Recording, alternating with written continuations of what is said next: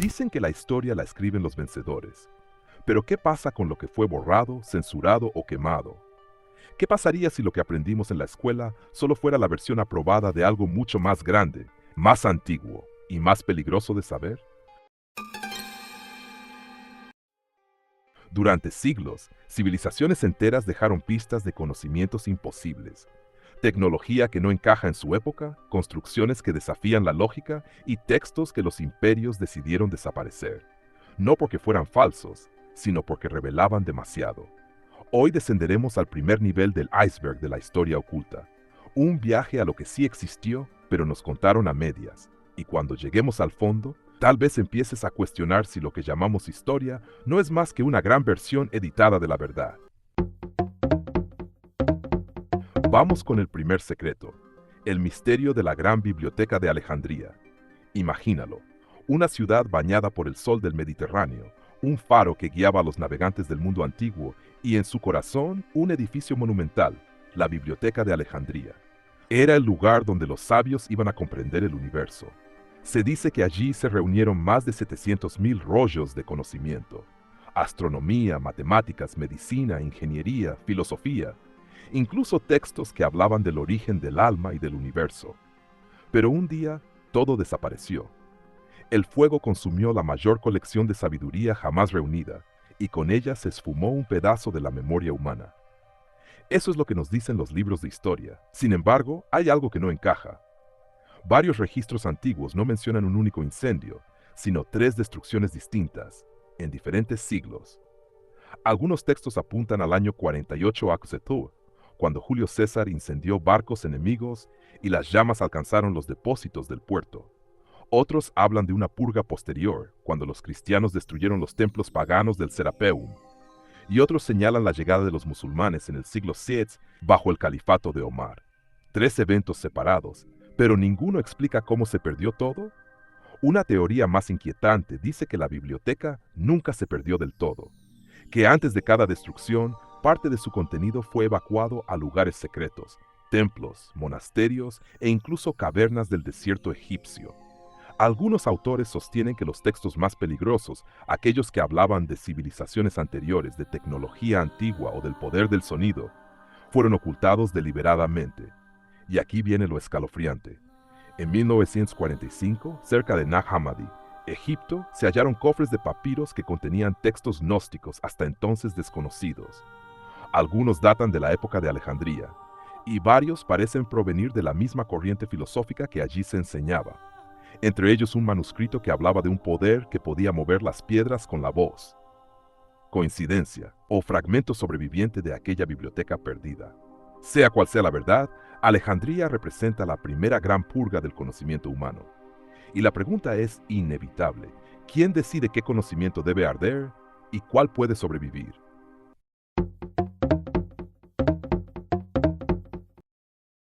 Año 1947. Un joven beduino lanza una piedra dentro de una cueva cercana al Mar Muerto, y en lugar del eco seco que esperaba, escucha el sonido hueco de una vasija que se rompe. Ese momento fortuito revelaría uno de los hallazgos más impactantes del siglo XX, los manuscritos del Mar Muerto.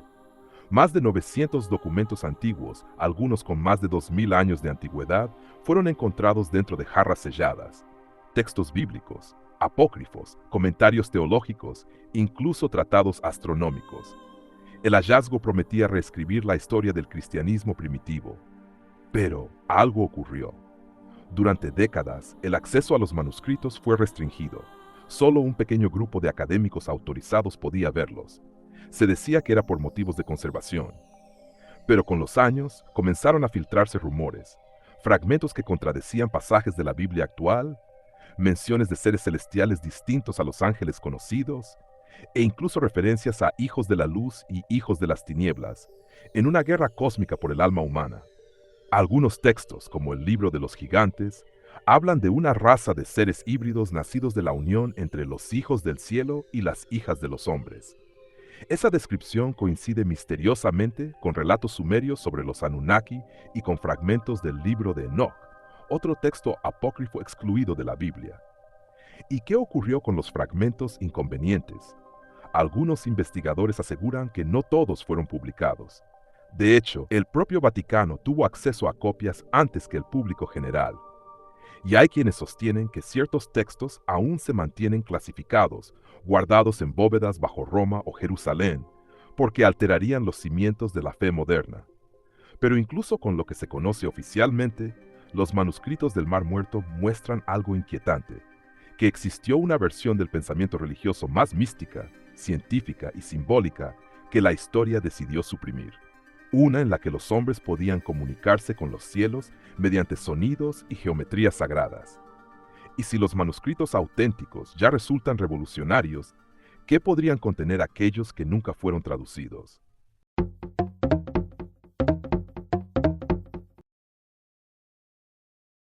En el desierto egipcio, el viento sopla sobre millones de granos de arena que esconden un enigma milenario. La Gran Pirámide de Keops, la más imponente del complejo de Giza, es mucho más que un monumento funerario. Es una ecuación de piedra. Los egiptólogos dicen que fue construida hace más de 4.500 años para servir de tumba al faraón Keops. Pero hasta hoy no se ha encontrado ningún cuerpo dentro, ningún sarcófago, ni inscripciones funerarias, ni jeroglíficos que hablen de la muerte. Solo cámaras geométricamente perfectas, alineadas con las estrellas, y pasadizos que parecen responder a un propósito diferente. La pirámide está orientada con una precisión de menos de 3 minutos de arco respecto al norte verdadero. Una exactitud que ni siquiera podemos lograr fácilmente hoy sin instrumentos modernos. Su base es casi perfectamente cuadrada, con lados de más de 230 metros y un error de apenas unos centímetros. Y lo más perturbador, su altura original, 146,6 metros, multiplicada por 1.000 millones, equivale exactamente a la distancia media entre la Tierra y el Sol. ¿Coincidencia? ¿O conocimiento astronómico imposible para su época? Algunos investigadores, como Christopher Dunn, han planteado que la pirámide no era una tumba, sino una máquina de resonancia. Su estructura interna, los ejes de ventilación y la llamada Cámara del Rey formarían un sistema de vibración acústica capaz de generar energía a partir del sonido. Otros señalan que las cámaras están ubicadas según las frecuencias resonantes de la Tierra. En 2017, un escaneo con muones reveló un espacio oculto de al menos 30 metros sobre la Gran Galería, inaccesible y nunca visto. El hallazgo volvió a despertar las teorías. ¿Es un simple vacío estructural o una cámara sellada que guarda lo que Keops quiso esconder del tiempo?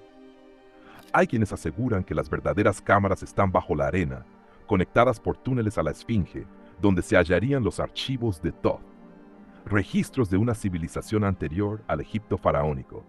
El gobierno egipcio, por su parte, prohíbe excavaciones profundas en esa zona desde los años 90. Y mientras el sol cae sobre Giza, una pregunta queda flotando en el aire. Si los egipcios no construyeron la pirámide como tumba, entonces ¿para quién o para qué fue realmente construida?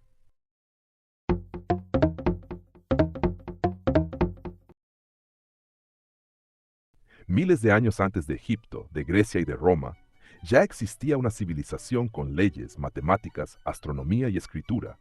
Una cultura que parecía surgir de la nada, sin una etapa previa de desarrollo, los sumerios. Aparecieron súbitamente en el sur de Mesopotamia, hace más de 6.000 años, y en apenas unos siglos levantaron ciudades, templos y sistemas de riego tan avanzados que aún asombran a los arqueólogos. Inventaron la escritura cuneiforme, los códigos legales, el sistema sexagesimal, la base del tiempo moderno y los primeros mapas del cielo. Pero nadie ha podido explicar de dónde vinieron. Sus propias tablillas lo decían sin rodeos. Los dioses descendieron del cielo y nos enseñaron todo lo que sabemos. Aquellos dioses tenían un nombre, Anunnaki. Para la mayoría de los historiadores, los Anunnaki son simples figuras mitológicas. Pero cuando las tablillas se traducen literalmente, algo desconcertante aparece. Hablan de naves luminosas, de reyes que reinaron durante miles de años, y de una época en que los hombres caminaron con los seres del cielo. En la década de 1970, el investigador Zecharia Sitchin propuso que los sumerios no inventaron sus historias, sino que registraron hechos antiguos transmitidos por una raza avanzada. Según su teoría, los Anunnaki serían visitantes de otro planeta, llamado Nibiru, que habría pasado cerca de la Tierra en tiempos remotos, provocando cataclismos y enseñando a la humanidad los secretos de la civilización. Aunque la ciencia no respalda esa versión, hay coincidencias que inquietan.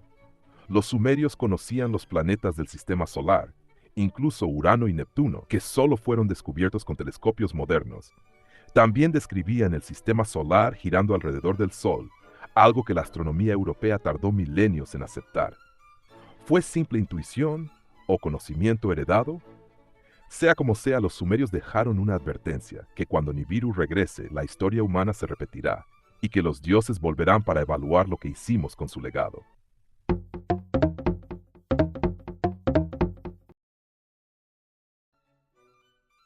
En 1929, durante una limpieza rutinaria en el Palacio de Topkapi, Estambul, se encontró un mapa dibujado sobre pergamino de Gacela.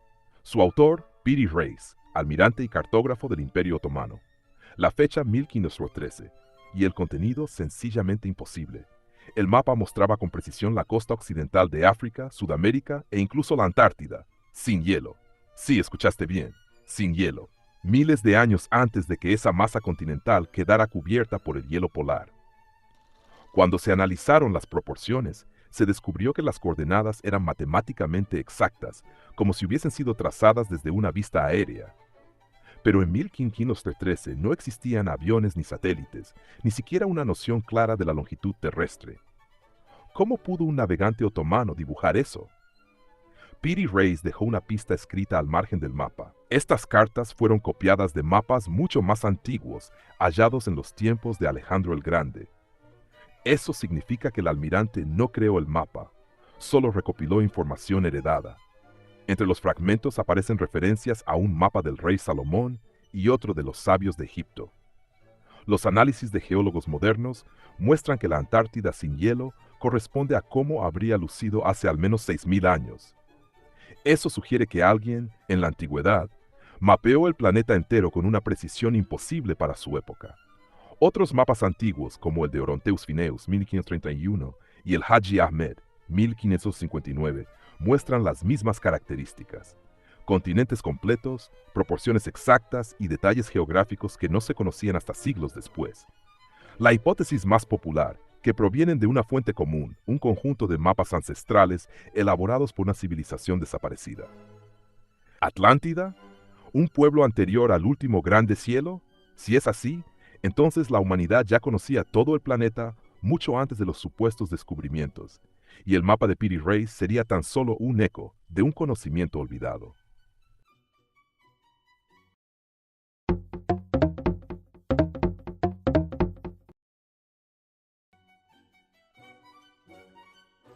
Pocos objetos sagrados han generado tanto misterio como el Arca de la Alianza. Según la Biblia, fue construida bajo las órdenes directas de Dios en el monte Sinaí para guardar las tablas de la ley entregadas a Moisés. Era un cofre de madera de acacia recubierto de oro, con 2 querubines enfrentados en su tapa. Pero su verdadera naturaleza parecía trascender lo religioso. Los textos bíblicos describen cómo el arca emitía fuego, destruía ejércitos enemigos y mataba a quien la tocara sin permiso. Algunos investigadores la han comparado con un generador eléctrico primitivo, un condensador de energía o incluso un artefacto tecnológico. Y luego, un día, desapareció. Nadie sabe exactamente cuándo. Durante el asedio de Jerusalén por los babilonios, 587 a.C., el arca ya no aparece en los registros. Desde entonces su paradero ha sido uno de los mayores enigmas del mundo antiguo. Las teorías son múltiples. Algunos dicen que fue escondida en una cámara subterránea bajo el monte del templo. Otros aseguran que fue trasladada por los levitas a Etiopía, donde la iglesia de Santa María de Sión afirma custodiarla hasta hoy. Los monjes que allí residen juran que nadie puede verla y que un solo guardián es designado de por vida para protegerla. Quien la ha intentado tocar, cuentan, muere en poco tiempo.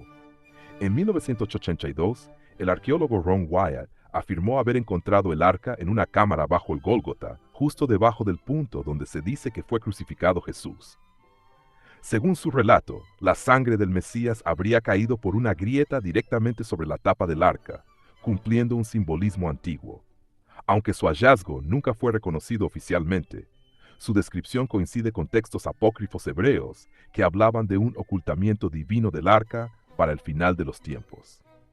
Hoy, las búsquedas están prohibidas en muchos sitios asociados a su paradero. Y uno no puede evitar preguntarse, ¿se esconde para proteger a la humanidad o para evitar que volvamos a usar su poder?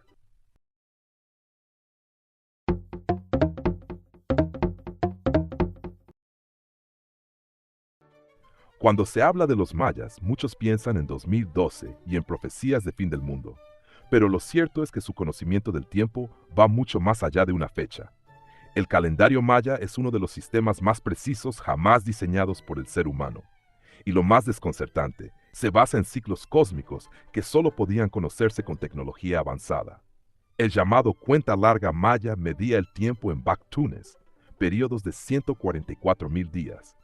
Cada ciclo estaba sincronizado con los movimientos del Sol, la Luna, Venus y las Pléyades. Su precisión astronómica solo fue igualada en el siglo XX, cuando la NASA comprobó que el error acumulado de su calendario era menor a 1 día cada 6.000 años. ¿Cómo pudieron lograr algo así sin telescopios, ni relojes, ni matemáticas modernas? Algunos códices describen cómo los mayas creían que el universo era un tejido vivo, que cada estrella influía sobre la Tierra, y que el tiempo no era lineal, sino cíclico. Para ellos, cada ciclo cósmico marcaba un renacer de la humanidad. El último gran ciclo terminó en 2012, no como una destrucción física, sino como un cambio de era, una transición espiritual o energética. Pero hay un detalle que rara vez se menciona. Los mayas afirmaban que su conocimiento no era suyo. Decían haberlo recibido de los visitantes de las estrellas, seres llamados los maestros del cielo. Esa misma frase aparece en códices olmecas y en tradiciones toltecas aún más antiguas. Cuando los conquistadores españoles llegaron, los sacerdotes mayas intentaron proteger sus libros, sabiendo que contenían secretos sobre el tiempo y el cosmos. La mayoría fueron quemados por Fray Diego de Landa en 1562. Solo 3 códices sobrevivieron.